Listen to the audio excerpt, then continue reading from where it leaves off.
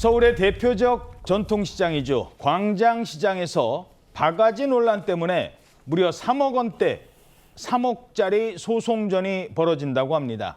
근데 소송전이 벌어진다고 하니 혹시 뭐 상인과 손님이 소송? 그게 아니랍니다. 상인과 상인의 싸움이라고 합니다.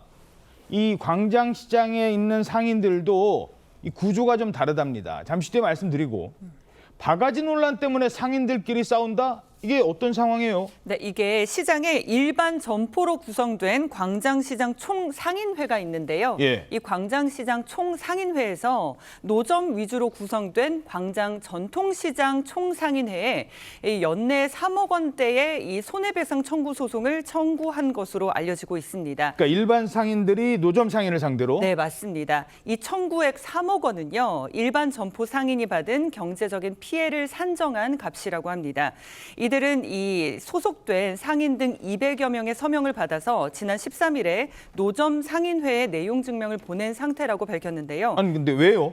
최근 광장시장에 저희도 전해드린 바가 있습니다. 잊을만 하면 터지는 그 바가지 논란 때문에 실제로 손님이 몰리는 주말에도 한산하다고 하거든요. 어허. 시장 입구에는 그나마 손님들이 좀 가득 차 보이는데 조금만 시장 안쪽으로 들어가도 이제 사람이 보이지 않을 정도로 영업을 하지 않는 점포도 있다고 합니다. 자, 광장시장 하도 언론에서 바가지 얘기가 나오는데 그게 이 점포 상인들 입장에서는 우리가 아닌데 이렇다는 겁니다. 자, 광장시장이 다 같은 광장시장이 아니라 일반 점포가 따로 있고 노점이 따로 있다고요? 맞습니다. 광장시장이 말씀하신 대로 두 개로 나눠 있습니다. 광장시장은 그러니까 일반 점포이고요. 광장 전통시장, 이곳은 이제 노점으로 이루어진 겁니다. 지금 그림을 보시면은요. 아하. 가운데 파란색으로 된 곳이 이제 이 일반 점포로 된 그 광장시장이고요. 그리고 이제 빨간색으로 표시된 분이 이제 노점상 위주로 된 광장 전통시장, 이제 그렇게 되는데요. 뭐 떡볶이도 팔고 뭐 이런 것도 팔고. 맞습니다. 그래서 이제 그 가보신 분은 아시겠지만은 그 웨이팅 항상 있는 그런 육회 전문점, 이런 데는 이제 빨간 벽돌로 된 안에 점포 안에 들어가 있는 그런 일반 점포고, 지금 문제가 된 이런 가게들은 노점입니다. 그 먹자골목에 순대라든지 떡볶이라든지 그런 음식을 파는 곳을 의미합니다. 자, 그러니까 이 점포 상인들 입장에서는 우리가 그렇게 노력해가지고 외국인 손님도 많이 오게 하고 광장시장 잘 되게 그렇게 노력을 했는데 노점 상인 때문에 장사가 안 된다는 거예요. 한 광장시장 상인, 이른바 바가지 논란 이후 매출이 그야말로 반토막이 났다 하소연하고 있습니다. 그전에 100만 원 팔으면 뭐 50만 원도 안 될 때가 많아요. 광장시장 바가지다 하니까 하여튼 손님이 와서 물어보지도 않지만 바가지 씌운다는 그런 저기 때문에 사지를 않고 또 살라고 해도 바꿔요 그냥. 아 이거 비싸게 받는 거 아닙니까? 이렇게 하면서. 그런 이미지가 엄청 지금 아주. 자, 바가지 씌운다는 말이 하도 많으니까 이 점포 상인들은 제값을 불러도 이거 TV 보니까 바가지라던데요. 깎아줘요. 이런 사람도 있다는 거예요.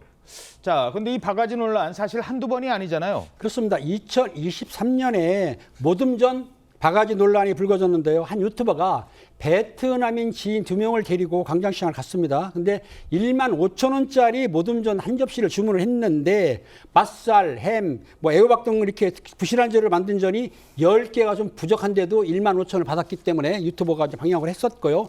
지난해 4월 같은 경우에도 또 다른 유튜버가 한 외국인 친구를 데리고 광장시장을 방문했는데 고기 만두를 시켰습니다. 근데 주인이 뭐라고 했냐면 믹스 섞는다는 얘기입니다. 예. 고기 만두에다가 김치 만두를 섞어 줬습니다. 그리고 고기 만두 값의 2배에 달하는 요금을 요구했던 것이죠. 그렇게 달라고 해도 안 했는데. 본인이 이제 믹스 해가지고 가만히 있으니까 섞어서 그냥 주고 2배를 요구한 거예요. 예. 또 가장 최근에는 한 유튜버가 8,000원짜리 순대를 주문했는데요.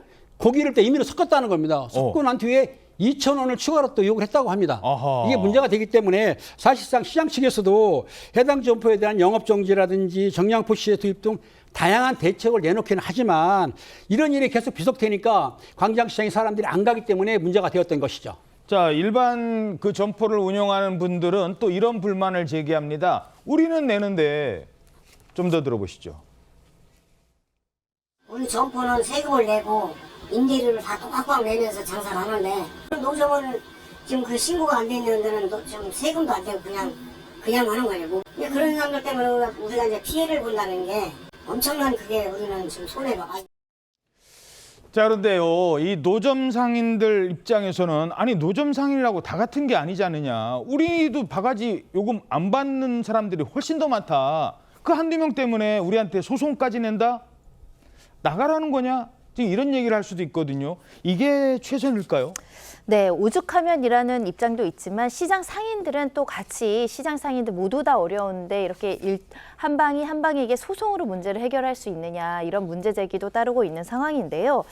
일단은 일반 점포 상인들 입장에서는 이런 바가지 문제가 계속적으로 주목이 되다 보니까 너무나 큰 매출 손실이 있다, 억울하다 이런 입장을 보이고 있는 상황이고요.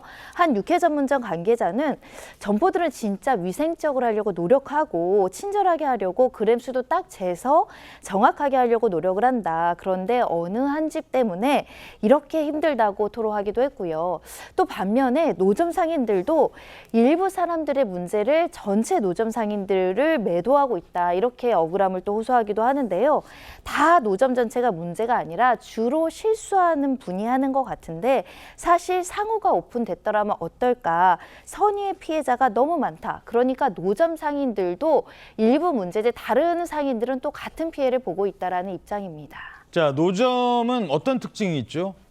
어느 가게인지를 몰라요. 예를 들어서 점포가 있으면은 무슨 상회, 무슨 떡볶이집, 무슨 육회집 나오잖아요. 근데 노점은 거기요. 그 아주머니. 그래서 노점들도 자정 노력을 하고 있고 노점들도 이름을 갖자라는 얘기들이 나오고 있다고 합니다.